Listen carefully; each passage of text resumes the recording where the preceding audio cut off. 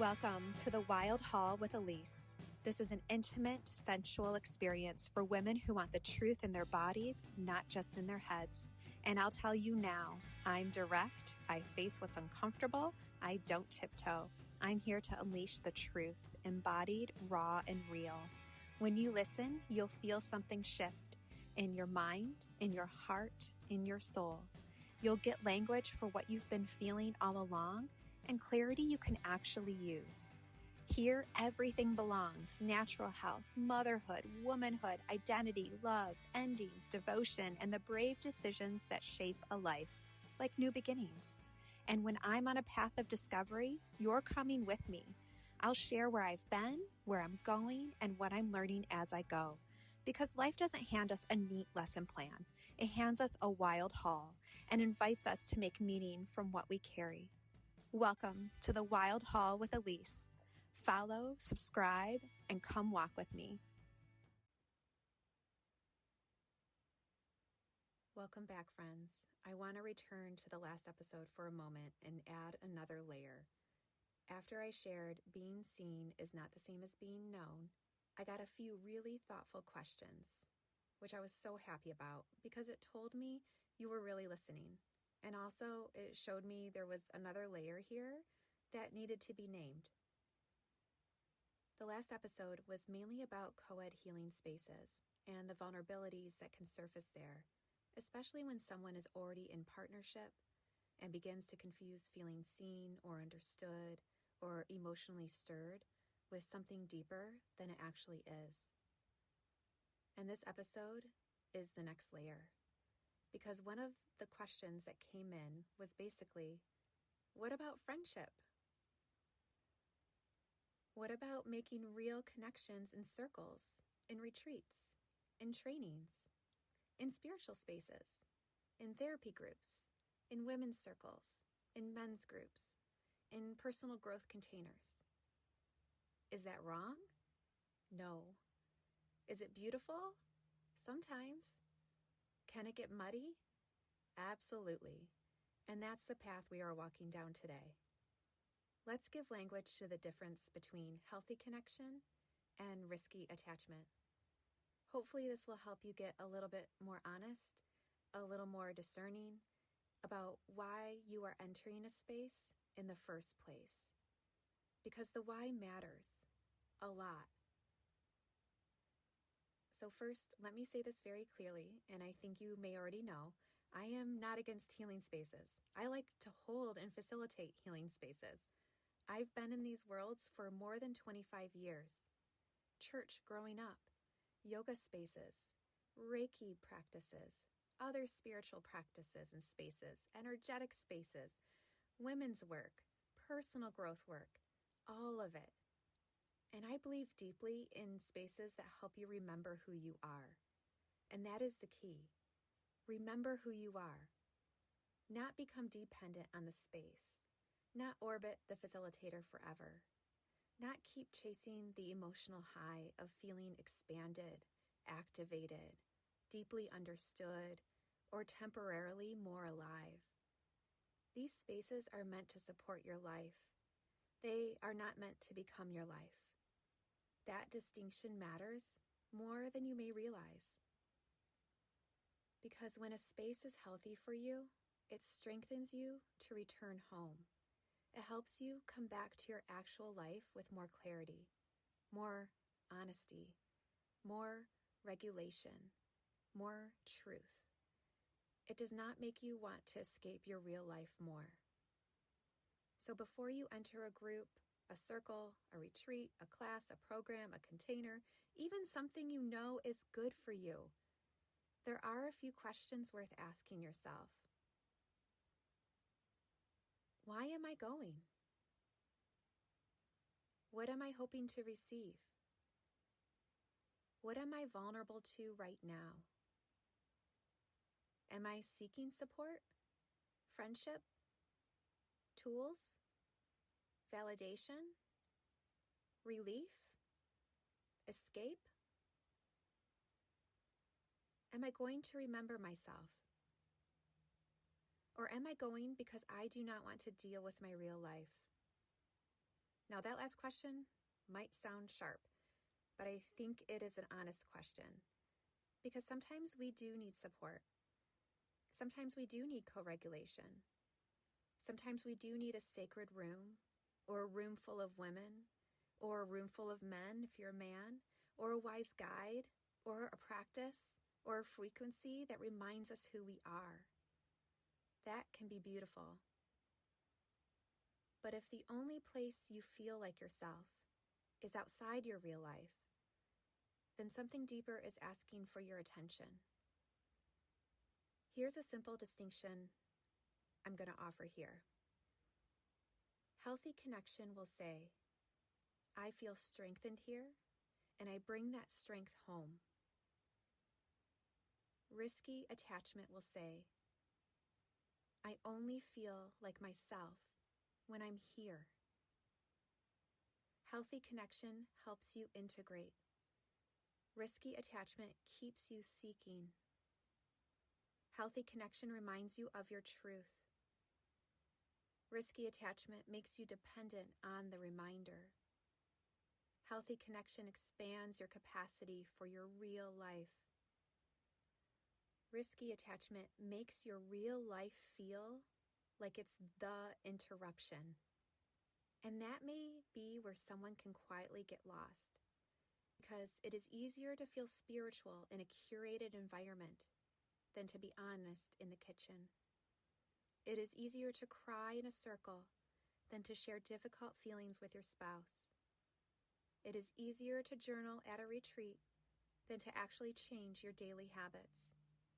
It is easier to feel seen by a facilitator than to tell the truth to the people who actually know you. And that's not because you failed. It's because real life is where the work gets tested. I'm going to be direct here. If you are constantly circling healing spaces, self-growth spaces, retreats, facilitators, programs, communities, and you still do not feel more honest, more free, more rooted, more capable of living the life you say you want, then it may be worth asking, is this still serving me? Or has this become self-avoidance? That's a mature question, not a shameful one, but a mature one.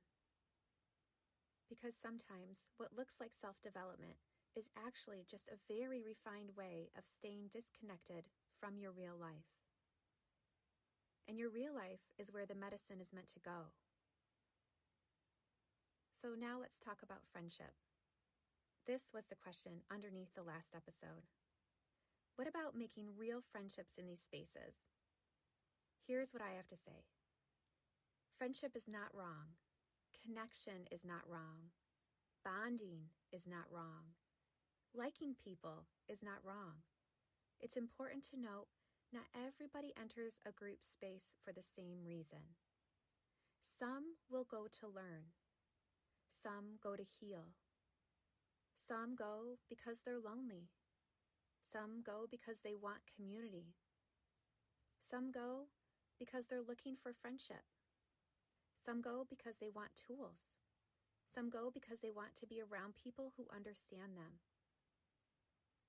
And if you don't know what is true for you or what is true for the people around you, things can get muddy very fast, especially if you are vulnerable, especially if you are partnered, especially if parts of you are starving.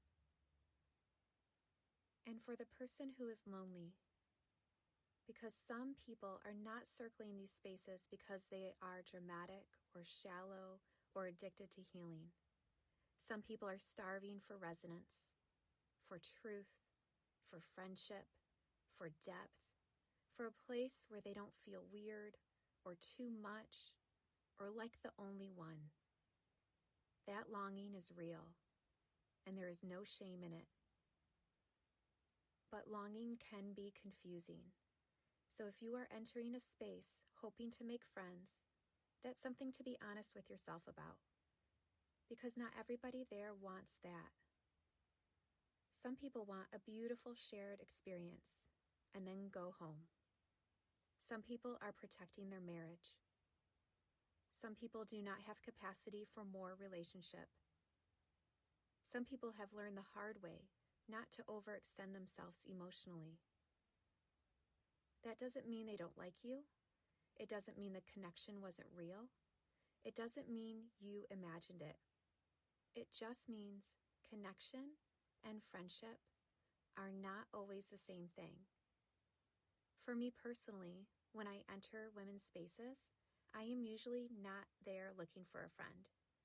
I'm going to be in frequency of women, to remember myself with women, to feel strengthened by women, to reclaim trust with women, to be in a space where I can soften, receive, witness, and remember. If friendship happens, beautiful. If it doesn't, that's okay too. A lot of those connections for me are seasonal. They're real, they're meaningful, they're lovely, and they are temporary. We shared a chapter. We share medicine. We share a moment, and then we return to our lives. That does not make the connection less meaningful. It makes it honest. This is your invitation for that. Not every meaningful bond needs to become a friendship. Not every resonance needs to become access. Not every woman you feel warmth with needs to become part of your everyday life. Sometimes the gift was simply meeting her, being reflected by her, remembering something in yourself because of her, and letting that be enough. Now, if you are someone who genuinely wants friendship, honesty helps everyone. You can say something simple. I've really enjoyed connecting with you. I'm also looking for more female friendship in my real life outside of these spaces. Is that something you're open to too? That's clean, it's mature, and it gives the other person room to answer honestly. Maybe yes. Maybe lightly. Maybe not right now. Maybe keep me in the loop if something comes together. All of that is okay, because clarity is kind. And I think one of the most respectful things we can do as adults is stop assuming connection means access. It does not. And it's not rejection, it's discernment. I also want to add this layer very clearly too. Facilitators are not there to become your friend, whether you received one-to-one mentorship or connection or a group experience. And that does not mean that they cannot be warm and friendly. It does not mean they cannot care. It does not mean relationships never evolve over time. But facilitators hold influence. They hold projection. They hold power in the room. And that means they hold responsibility. So when the lines blur, those lines need to be named, not romanticized, not ignored because the connection feels meaningful, not excused because someone is charismatic or special. The more emotionally charged the space, the more maturity is required around boundaries. It's true and simple. So what does integration actually look like? Because I keep saying, return to your real life. What do I mean by that? I mean, you leave the retreat and finally share difficult feelings with your spouse. You leave the circle and change your weekly rhythm so your nervous system isn't constantly fried. You say no to the next program because you already know what you need to practice from the one you just went to, or maybe even the one before that you haven't integrated just yet. You reach out to one grounded woman in your real life and build something slower and truer. You stop chasing more insight and start applying the medicine you already have. That is integration. when you're integrating, you don't need more language or emotional intensity or more seeking. You are practicing embodiment, daily, transparent honesty, a practice that is rhythmic in your life. And yes, adult friendship is hard. When we were younger, friendship was built into proximity. School, neighborhoods, activities, same age, same stage of life. Adult life is not like that. Now people are spread across different seasons, different values, different capacities, different responsibilities, different healing journeys. So yes, many adults are searching for friendship, and it can feel hard. But do not let the difficulty make you frantic. Do not let it make you attach too quickly. Do not let it make you lower your discernment. Do not let it make you turn every resonant encounter into a fantasy of belonging. Sometimes the friendships meant for you now are not the most intense ones. Sometimes they are the women already near your real life, the women in your neighborhood, around your children, in your community, the women you see consistently enough to actually know and be known. Another piece I'd like to name that I've been learning deeply: the more space I make in my life, the more I feel my own rhythm. The more I say no, the more honest I become. The more honest I become, the less desperate I am for outside affirmation. And the less desperate I am, the cleaner my relationships feel. Because the world constantly pulls us out of ourselves, out of our body, out of our pace, out of our nervous system, out of our truth. And then we wonder why we're confused. So maybe part of the medicine here is not just finding the right people. Maybe it's making more room to hear yourself. Not the performative self, not the pleasing self, not the seeking self. Your true self. So if this episode is stirring something in you, here are a few questions I invite you to sit with.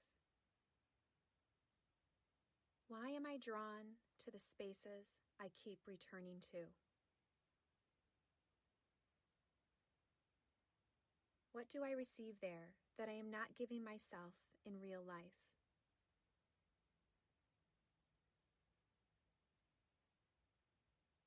Am I seeking support or escape? Do I want friendship or relief from loneliness? Am I applying what I already know? What would it look like to bring this medicine home? What relationship in my real life needs more of my honest dedication right now?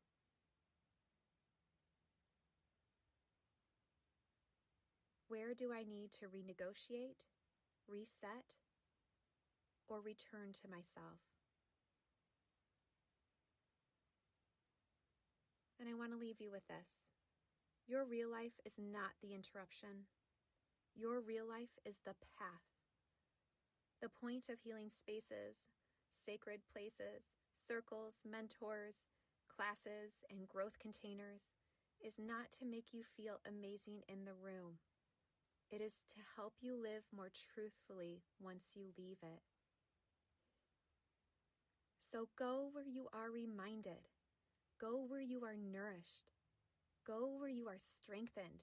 Go where your frequency is restored. But do not forget to return. Return to your home. Return to your body. Return to your marriage. Return to your children. Return to your work. Return to your responsibilities. Return to your actual rhythms. Return to the people already in your life. And from that place, let your life become the medicine. Not because it is perfect, not because it is all healed, not because there are no gaps, but because it's yours. And when you stand in that truth compassionately, honestly, without abandoning yourself, you become less likely to confuse being seen with being known, intensity with intimacy, or healing with avoidance. That is where the deeper work begins. That is where the medicine lives.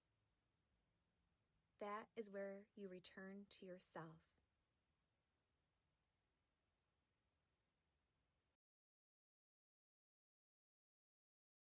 Thank you for listening to The Wild Haul with ELISE. If you'd be so kind to follow, rate, and share this episode with someone you know who'd resonate with it, I'd greatly appreciate it. Check out the show notes for more details and connect with me anytime at birthhumanity.com or on Instagram or Facebook at birthhumanity. Talk to you soon.